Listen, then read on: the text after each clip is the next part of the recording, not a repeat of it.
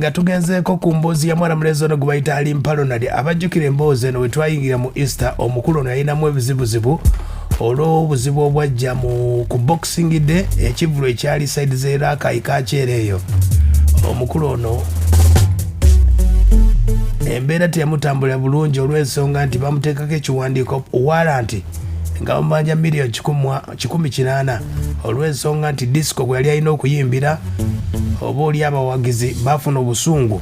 ne bagyokya. Kati omukulu ono Alimpa yatubuulidde embeera nga bwe yali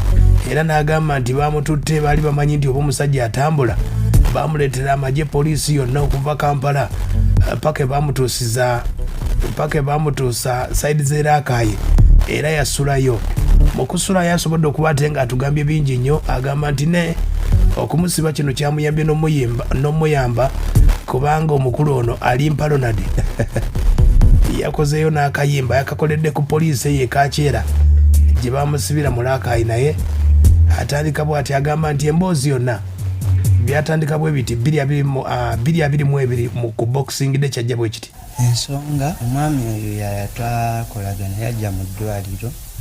omwezi gw'12 nangamba abadde yasaba muyimbireko ku shows 2 nangamba naye tugendawo Masaka kumpimpi bwoba wakabe Masaka tuddako Lyantonde kati awo Lyantonde wetuwetera kikubo kyataka naye nga kumpimpi konzi kale akati kolo nali mulwadde emmotoka nagifuna leeti jjukira nali sina mmotoka kati nengenda twali tutegereganye nga ngenda kumuyimbira ssaawa 6 kati netutambula nga bwetulaba obudde twagenda otuuka mu kifo waali nga ziri ssaawa 7 n'eddakiika nga 2 naye nga ekifo ekyo kati awo twali mu district Rakai naye nga twali tumanyi tugenda kukola wali tugenda munda ddala gye bayita ekakyera twatuukayo show yali ampangisiza show 2 twatuuka ku show n'aŋŋamba show eyonoonese oluddewo okutuuka ebyuma babyonoonye nemugamba naye bantwale ndabe kweyo show n'aŋŋamba ekyo tekikyasoboka. Ekitegedde kati ebyaliwo omwaka guwedde nga tubuulira nga bwe byali Alimpa agamba kyali bwe kityera nebatuteeka ne bayingira mu mmotoka eyaffe netugenda ku police station ey'okukyalo ekyo kati netubeerawo paka obudde bwe bwakya netukubira manager n'abipasaganya ne batuyita ku district netuwa bond netukomawo eno waka naye bwe twakomawo omusajja n'ayogerezeganya naffe nga nkubira essimu nagamba bayokeza ebyuma bwebiti nebwebiti nagamba naye neetaaga miliyoni 18 nemugamba sente ezo zikolangako sizirabanga nako kale nenkubira manager neboogerezeganya namalawo akaseera nga boogerezeganya nga nange naye nga ffe ekyabeerako abeera kuziri sente. Kitegedde z'ensonga ezo nga bwe ziri kati Alimpa Ronald bamutegeeza kooti yamutegeeza nga 15 omwezi guno agera kuba ate nga addayo e Rakai asobole okuba ate nga asasula.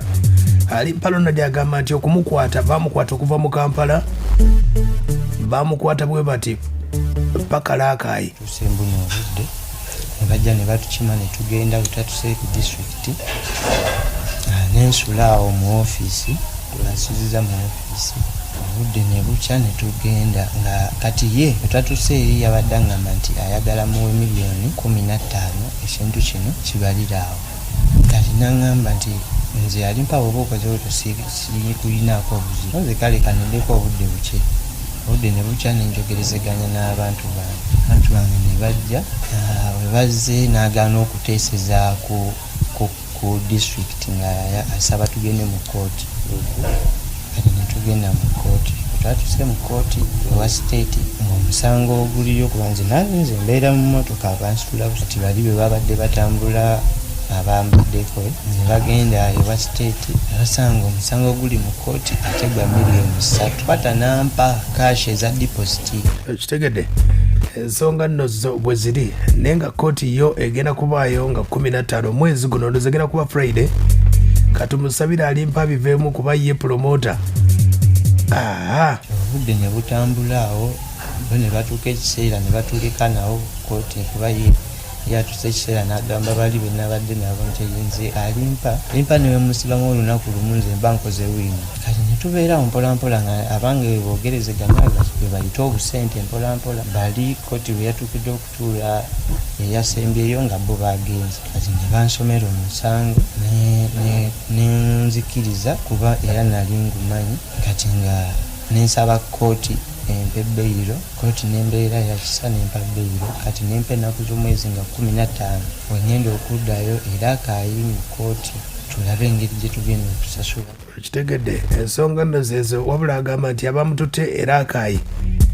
yafuniddeyo vibe n'ayimba n'akayimba kuba budde bwonna agenda mu studio. Okukola naye